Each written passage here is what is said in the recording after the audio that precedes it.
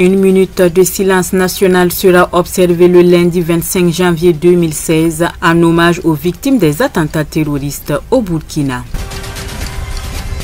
Les fidèles musulmans ont prié hier vendredi à la grande mosquée sunnite de Ouagadougou, située à quelques quarantaines de mètres du splendide hôtel. Les djihadistes sont des ennemis de la religion, a prêché l'imam de la mosquée. La France ne renforcera pas sa présence militaire au Burkina, c'est ce qu'a affirmé l'ambassadeur français au Burkina, Gilles Thibault. C'est la une de ce journal. Merci de nous suivre. Maratou Soudré à la présentation. Pour commencer, ce 25 janvier 2016, le gouvernement burkinabé décide de rendre un hommage national aux victimes burkinabés et étrangers décédés ou blessés lors des attentats terroristes du 15 janvier 2016. La cérémonie aura lieu à la place de la Nation à partir de 10 h. La sirène retentira à 10 h 15 et le gouvernement appelle les burkinabés à observer une minute de silence au même moment sur toute l'étendue du territoire national en cessant notamment toute activité. Le retentissement de la sirène sera repris par la radio et la télévision nationale et le gouvernement invite par ailleurs tous les médias à s'y synchroniser. À noter pour rappel que 3 attentats ont frappé le Burkina le 15 janvier 2016 à Ouagadougou, à Tinakov et à Djibo. Ces attentats se sont soldés par une trentaine de morts et plus d'une cinquantaine de blessés. Hier, vendredi 22 janvier 2016, cela faisait en effet une semaine jour pour jour qu'a eu lieu l'attaque terroriste au restaurant Cappuccino et au splendide hôtel. Les fidèles musulmans ont prié à la grande mosquée sunnite de Ouagadougou, située à quelques quarantaines de mètres du splendide hôtel. La prière s'est déroulée sans aucun incident. L'imam du jour, le docteur Mohamed Kindo, dans ses prêches, a saisi l'occasion pour réaffirmer qu'il n'est nulle part conseillé dans la tradition du prophète Mohamed, paix et salut sur lui, de tuer pour la religion. Les terroristes, toujours selon lui, sont venus trouver les Burkinabés en train de vivre en communion. Ils répartiront les laissés soudés comme un seul homme. Les djihadistes sont des ennemis de la religion musulmane. Nous, musulmans, tout ce que nous pouvons faire, c'est de continuer à prier Dieu afin qu'il nous protège, notre pays, notre religion, nos familles, nos proches, nos mosquées, nos lieux de culte, nos autorités, etc., a dit l'imam, le docteur Mohamed Kindo. Le ministre de la Communication, porte-parole du gouvernement, Rémi Fulgence Dandjunou, était sur le plateau du journal de la télévision nationale. Il a donné de plus amples informations sur la tentative d'incursion d'éléments de l'ex-régiment de sécurité présidentielle RSP au dépôt d'armes de Nimdi. Voici un extrait de ses propos pour vous. Alors, depuis que les forces armées ont pris la connaissance de cette situation, un certain nombre d'opérations a été mené et il y a des personnes qui ont été arrêtées. Certaines sont encore entendues aujourd'hui. Il y a des signalements qui ont été faits de façon relativement précise des enseignants qui ont opéré, d'où justement le communiqué qui affirme qu'il s'agit d'ex-RSP. Donc, il y a une identification relativement précise aujourd'hui de ce qui s'est passé, des personnes qui ont opéré. Effectivement, il y a eu des blessés, une personne, et ça, c'est vraiment lié notamment à l'opération. Il va falloir faire le point.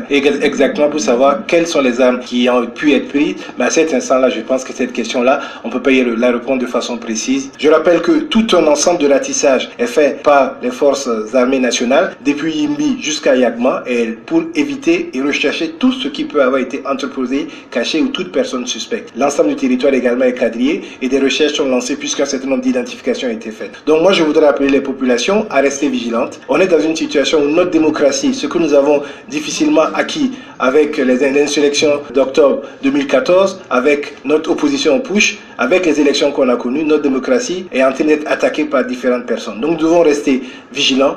Il y a des numéros qui sont donnés, la population doit assurer sa sécurité et pour cela, elle doit utiliser ces numéros-là et dénoncer et rapporter tout ce qui peut être suspect au niveau des forces de l'ordre et de défense de sécurité. Vous avez précisé ces numéros-là, c'est le 10-10, le 16 et le 17.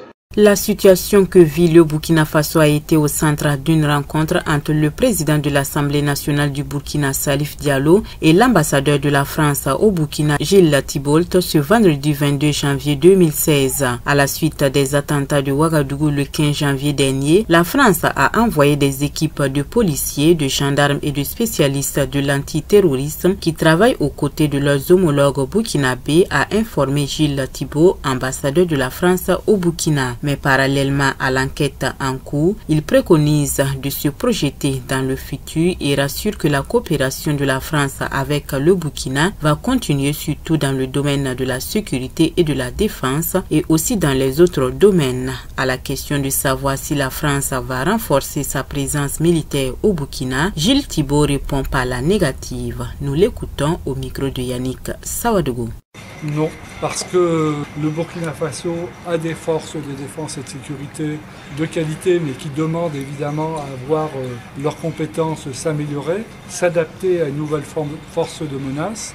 Nous sommes ici prêts à vous aider, mais nous sommes également ici pour intervenir dans le reste de la zone sahélienne qui est l'objet des mêmes menaces. En revanche, dans des modalités qui restent à définir, oui, on peut s'attendre à l'intensification de la coopération entre la France et le Burkina Faso, qui est déjà de très loin la plus importante, pour aider le pays dans tous les domaines. L'ambassadeur français Gilles Thibault est revenu également sur ses sorties sur les réseaux sociaux par rapport à l'attaque du 15 janvier à Ouagadougou et qui a créé un quiproquo avec des informations que le ministre de la Sécurité Simon Compaoré avait données. Il s'explique toujours au micro de Yannick Sawadougou.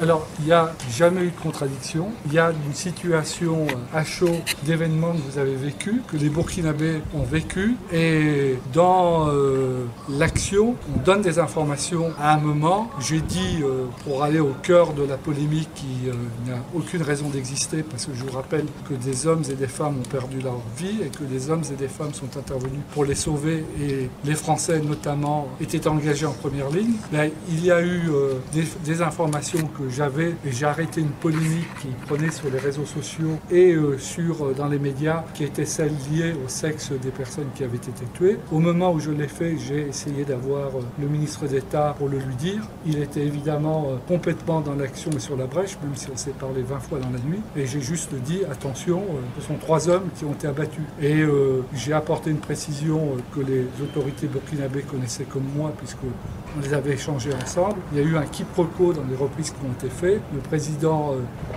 c'était très clair pour tout le monde, c'était à un moment donné 27 morts dont l'identité était ni la nationalité établie parce qu'on n'était pas allé sur place. En revanche, il y avait 150 personnes qu'on avait récupérées et qui étaient de 18 nationalités différentes. Vous avouerez que dans les événements, au cœur des événements que nous vivions, c'était tout à fait secondaire et il n'y a absolument pas lieu de s'intéresser à ce type d'informations au moment où ensemble nous sommes mobilisés pour sauver des vies et lutter contre le terrorisme.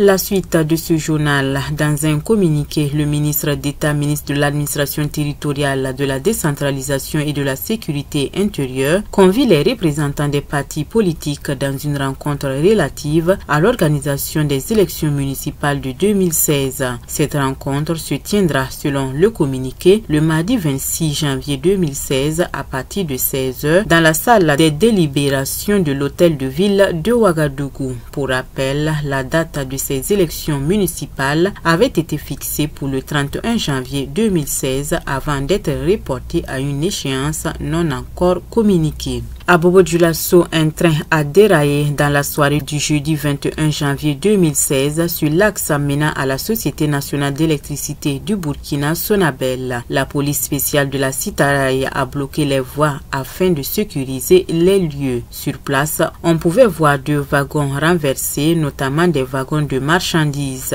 Le personnel de la Citaraï s'est déployé pour régler l'incident, mais ne s'est pas prononcé sur les causes. La situation ne semble pas grave outre mesure et aucun blessé n'a été pour le moment signalé. L'incident a seulement perturbé la circulation du fait de la fermeture des voies. Et puis cette information, 115 Burkinabés qui étaient détenus par la gendarmerie de Sigiri en République de Guinée ont été libérés ce vendredi 22 janvier 2016 selon nos confrères de Sidwaya. Le journal précise qu'ils sont actuellement en route vers le Mali pour rejoindre le Burkina Faso. Dans le même temps, selon toujours Sidwaya, il y a eu l'arrestation d'environ 150 autres Burkinabés dans la ville de Mandiana, dans la région de Kankan, à proximité des frontières ivoiriennes et maliennes, le mardi 19 janvier dernier.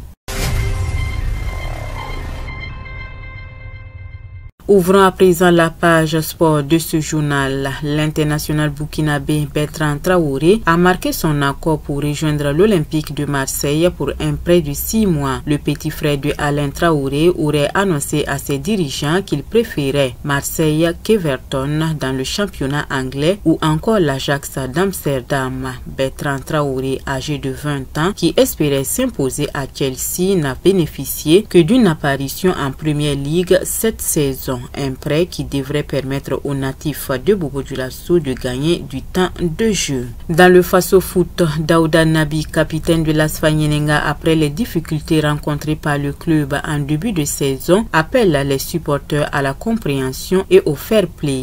Il s'exprime au micro de Boukari Ouedraogo. C'est vrai qu'il y avait des soucis au début. Je pense que les dirigeants sont en train de tout faire pour résoudre les problèmes. Les supporters, bon, c'est vrai que c'est les supporters qui font le football, mais je pense qu'ils doivent savoir aussi que quand ça ne va pas, ils doivent comprendre que ça n'a pas marché aujourd'hui et demain ça peut marcher pour l'équipe. Je ne pense pas que jeter des pierres sur le terrain peut résoudre un problème, je ne pense pas. Donc c'est de les motiver à vraiment rester serein et puis supporter leur équipe et aller de l'avant. Quand on est footballeur, surtout dans un pays comme le Burkina encore, c'est vrai qu'il y avait des aérés, c'est comme je l'ai dit, les dirigeants sont en train de tout faire pour régler les choses. Mais je pense qu'en étant un joueur sur le terrain, au fait, cette image aérée ne doit pas venir à l'esprit. Je pense qu'en étant sur le terrain, c'est d'abord ton propre image, jouer au football et puis gagner le match. Bourema Kaboré, entraîneur du Santos FC, lui reconnaît qu'il a été contesté au sein de l'équipe après 2 défaites, mais affirme avoir la confiance du club. Il lance un défi à Isaac Akaï, avec qui il a passé 4 ans à l'Union sportive de Ouagadougou. Il s'exprime également au micro de Boukari Ouedraogo. Je croise que celui qui m'a formé en tant que coach Isaac. J'ai passé 4 ans comme adjoint avec lui à l'ISO. Je pense que ce sera un grand derby parce que je vais lui montrer aussi que j'ai progressé. C'est ce que je vais lui montrer en fait. Le Santos c'est une équipe, une jeune équipe, une nouvelle équipe avec un nouvel entraîneur. C'est un peu difficile tout de suite là de faire des miracles. Moi je pense que c'est avec le travail qu'on arrivera à se faire une place dans ce championnat là. C'est vrai que j'ai été contesté. C'est tout à fait normal, j'ai perdu 2 matchs d'affilée, 2 matchs que je ne devais pas perdre contre Agep et puis contre Isco de Banfoura à domicile. Et il y avait une certaine pression. Heureusement pour moi, mon président, un ancien sportif, il comprend un peu, il connaît un peu mes qualités, il connaît un peu ma valeur. Il m'a dit donc qu'il me fait confiance, de continuer à travailler et que les résultats allaient suivre. Et Dieu merci, tout ce qu'on a fait 2 victoires quand même, ça a permis de baisser un peu la pression et qui m'a permis aussi de rester toujours à la tête de ce club. C'est tout pour l'actualité de ce 23 janvier 2015 sur la radio B24. Merci d'avoir été des nôtres. Excellent week-end à toutes et à tous.